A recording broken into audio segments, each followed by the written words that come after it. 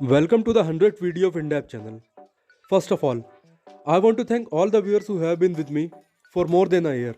And second, as I promised myself कि जब भी मैं इस चैनल पर 100th वीडियो अपलोड करूंगा तब से अपने सब्सक्राइबर का नंबर भी शो करूंगा. So here it is. Now आज का वीडियो किसी बीमारी या दवा के बारे में नहीं है. This is gonna be funny educational video.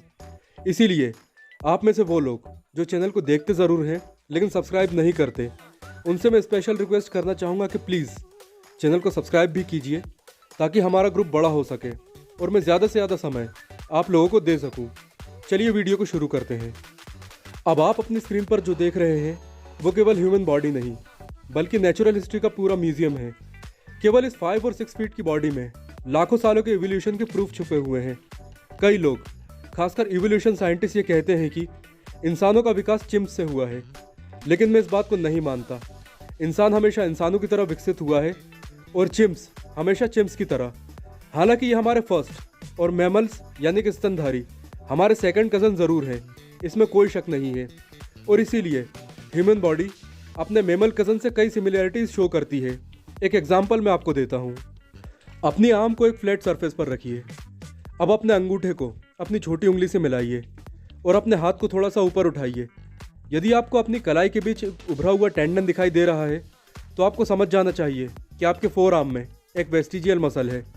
Vestigial organ को हिंदी में अवशेषी अंग कहा जाता है, यानी ऐसे अंग जो हज़ारों या लाखों साल पहले पूरी तरह डेवलप्ड और वर्किंग कंडीशन में थे, लेकिन समय के साथ उपयोग ना होने के कारण उनके केवल अवशेष बचे हुए हैं.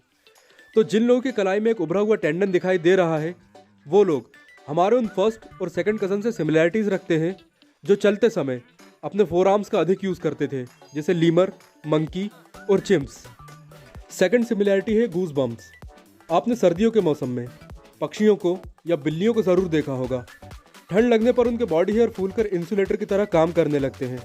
ऐसा ही कुछ इंसानों के साथ भी होता है. जब हमें सर्दी लगती है तब हमें भी गूज बम्प्स पड़ने लगते हैं, क्योंकि सर्दियों से बचने के लिए हमने लाखों सालों में अलग अलग तरह के साधन खोज लिए हैं. इसीलिए बॉडी हेयर भी ऑलमोस्ट वेस्टिजियल हो चुके हैं, लेकिन फिर भी ये गूज बम्प्स देकर हमें ठंड से बचाने का एक फ्यूटाइल एफर्ट ज़रूर करते हैं. तो इन दोनों सिमिलैरिटीज़ के बाद आप सभी ने थर्स्टी क्रो यानी प्यासे कौवे की कहानी ज़रूर सुनी होगी, जिसमें एक कौवा अपनी प्यास को बुझाने के लिए मटके में पत्थर डालकर वाटर लेवल को ऊपर लाता है और पानी पीकर उड़ जाता है. एक्चुअली ये केवल कहानी नहीं बल्कि ऐसा सच में होता है. आप खुद देखिए, ये हमारा प्यासा या यूँ कहिए कि भूखा कौवा है जो अपनी भूख शांत करने के लिए वाटर लेवल को इंक्रीज कर रहा है, यानी इंसानों की तरह लॉजिकल ब्रेन का यूज़ कर रहा है. सो इससे हमें पता चलता है कि that was a true story. Now move on. Next similarity वो है जो आपको, मुझे और इस दुनिया के हर इंसान को शर्मिंदा कर देगी, और यह सिमिलैरिटी है advance short term memory. Actually human evolution के दौरान इंसानों को शिकार या दूसरे इंपॉर्टेंट कामों के लिए बहुत सी चीज़ों को शॉर्ट ड्यूरेशन के लिए एक साथ और एक क्रम में याद रखना पड़ता था, और इसी प्रैक्टिस से धीरे धीरे इंसानों में advance short term memory developed होती चली गई.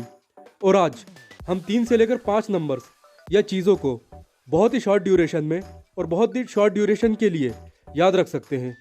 लेकिन इस मामले में चिम्प्स हमें आसानी से बीट कर सकते हैं. आप खुद देखिए, एक एक्सपेरिमेंट में एक टच स्क्रीन पर 1 से लेकर 9 तक के नंबर रैंडमली फ्लैश हुए, और आश्चर्य की बात यह रही कि चिम्प्स ने बहुत ही कम समय में ना केवल उन्हें याद किया बल्कि हर बार स्क्रीन पर वहीं टैप किया जहां वो नंबर फ्लैश हुए थे. This was really incredible. जबकि इसी टेस्ट में इंसानों की बुरी तरह से हार हुई है, जिसका सीधा मतलब यह है कि शॉर्ट टर्म मेमोरी के मामले में चिम्प्स दुनिया के किसी भी इंसान को आसानी से बीट कर सकते हैं. इसके अलावा टूल्स का सही यूज़ करना भी एक और सिमिलैरिटी है. आप जानते हैं कि इंसानों ने इतनी प्रोग्रेस केवल इसीलिए की है क्योंकि उसे ना केवल टूल्स बनाना आता है बल्कि टूल्स का सही यूज़ करना भी आता है, क्योंकि टूल्स एक तरह से हमारे एक्सटेंडेड ऑर्गन्स ही होते हैं. तो अब जो क्लिप मैं आपको दिखाने जा रहा हूँ, मुझे नहीं लगता कि उसमें मुझे कुछ भी एक्सप्लेन करने की ज़रूरत है. आप खुद ही देखकर अंदाज़ा लगा सकते हैं कि क्या हो रहा है.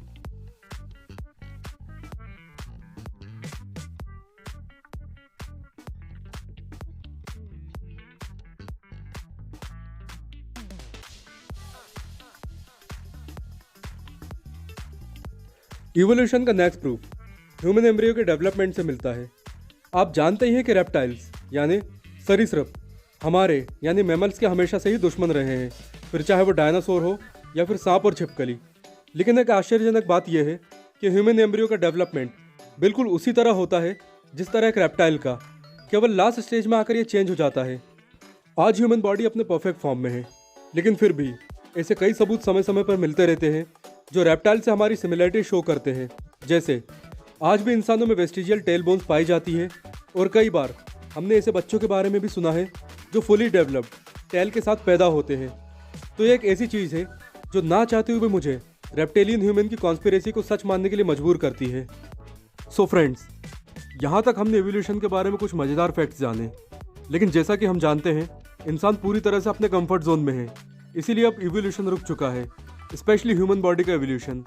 और इवोल्यूशन के बजाय कंफर्ट जोन के कारण we are getting weaker and weaker day by day. हमारी प्रजाति दिन पर दिन कमज़ोर होती जा रही है। लेकिन घबराने की बात नहीं है, क्योंकि आने वाले 40 या 50 सालों के अंदर ही हम ना केवल इन सभी कमजोरियों पर काबू पा लेंगे, बल्कि साइबॉर्ग बनकर सुपर ह्यूमन एबिलिटी भी अचीव करेंगे। इसी के साथ वीडियो को समाप्त करते हैं। यदि वीडियो आपको पसंद आया तो चैनल को सब्सक्राइब ज़रूर करें। And again thanks for watching this video.